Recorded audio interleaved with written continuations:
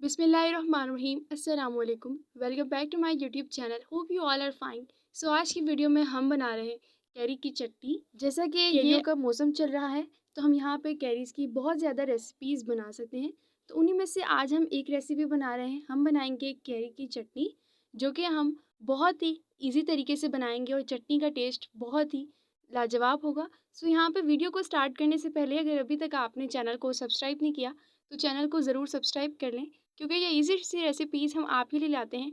तो चैनल को भी ज़रूर सब्सक्राइब कर लिया करें और वीडियो को भी लाइक कर लिया करें। तो चलिए कैरी की चटनी बनाना स्टार्ट करते हैं।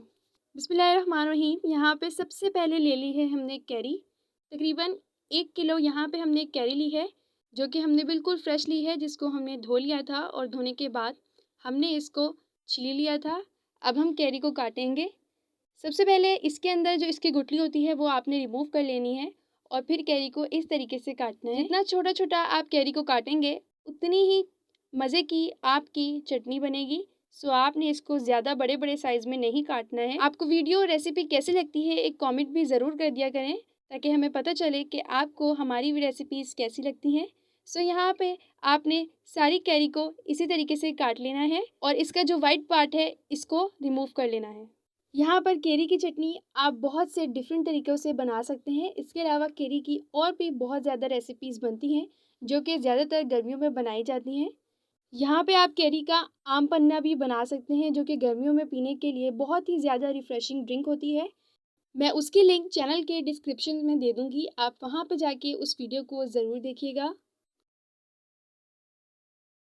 यहाँ पे हमने अपनी सारी कैरीज़ को कट कर लिया है। अब हम यहाँ पे डालेंगे स्पाइसेस में हमने यहाँ पे लिया है 1 छोटा चम्मच धनिया पाउडर, 1 छोटा चम्मच लाल मिर्च, आधी चम्मच यहाँ पे हमने ले ली है हल्दी, आधा ही चम्मच हमने यहाँ पे ली है कलौंजी और आधा चम्मच ही हमने यहाँ पे लिया है काला नमक। अगर आपके पास काला नमक नहीं है तो आप यहाँ पे दूसरा नमक भी यूज़ कर सकते हैं। सो यहाँ पे सारे स्पाइसेस को हमने यहाँ पे ऐड कर दिया है। अब हम इन सबको अच्छे तरीके से मिक्स कर लेंगे। इसे यहाँ पे मिक्स करने के बाद हम इसे 40 मिनट तक छोड़ देंगे।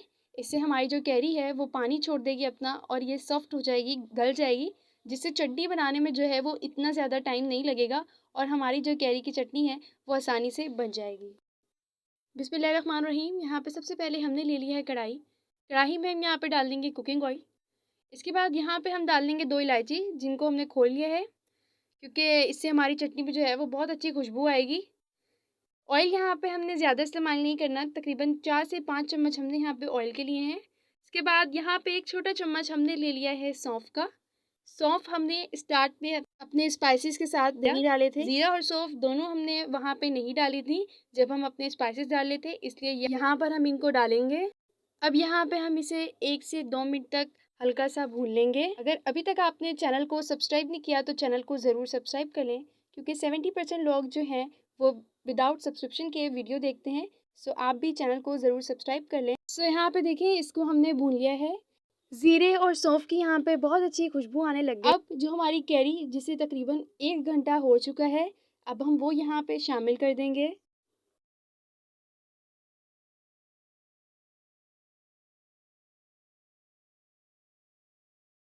अब यहाँ पे हम इसे 1 से 2 मिनट तक भून लेंगे।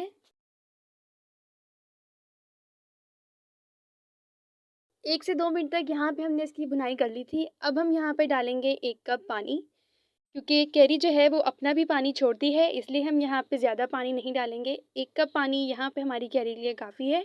अब हम इसे 10 से 15 मिनट तक गलने के लिए छोड़ देंगे।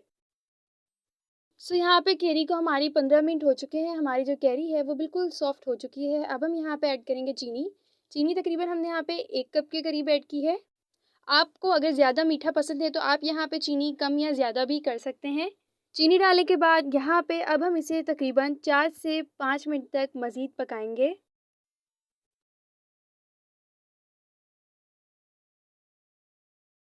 सो यहाँ पे चीनी हमारी मेल्ट हो चुकी है। चीनी की यहाँ पे गाढ़ी चाशनी बन चुकी है। यहाँ पे हमने ले लिए हैं वाइट तिल। ये ऑप्शनल है, अगर आप इसको डालना चाहते हैं तो आप ये डाल लें। ये कैरी की चटनी में अच्छे लगते हैं, ये इसकी लुक पे भी अच्छे लगते हैं और ये टेस्ट में भी अच्छे लगते हैं।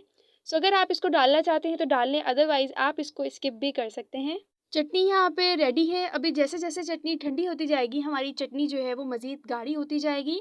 यहाँ पे आप इसको स्टोर करके भी रख सकते हैं तकरीबन 1 से 2 महीने तक। सो यहाँ पे हमारी खट्टी मीठी सी इमली की चटनी जो है वो बिल्कुल रेडी है। सो यहाँ पे अब हम इसे एक बाउल में निकालते हैं और फिर आपको दिखाते हैं। सो अल्हम्दुलिल्लाह यहाँ पे हमारी कैरी की चटनी जो है वो बिल्कुल रेडी है। ये कैरी की चटनी ज़रूरी नहीं है कि आप इसे पराठे या रोटी के साथ ही खाएं। आप इसको ब्रेड पे एज अ जैम भी यूज़ कर सकते हैं और भी बहुत सारे तरीके से आप इसको खा सकते हैं। इसका टेस्ट बहुत ही ज़्यादा लाजवाब होता है। दूसरी चटनियों से ये बहुत ज़्यादा डिफरेंट होती है, इसलिए इसका टेस्ट भी बहुत अच्छा होता है। सो आपने इस रेसिपी को एक बार तो अपने घर में ज़रूर ट्राई करना है क्योंकि ये रेसिपी बहुत ही ईजी सी है।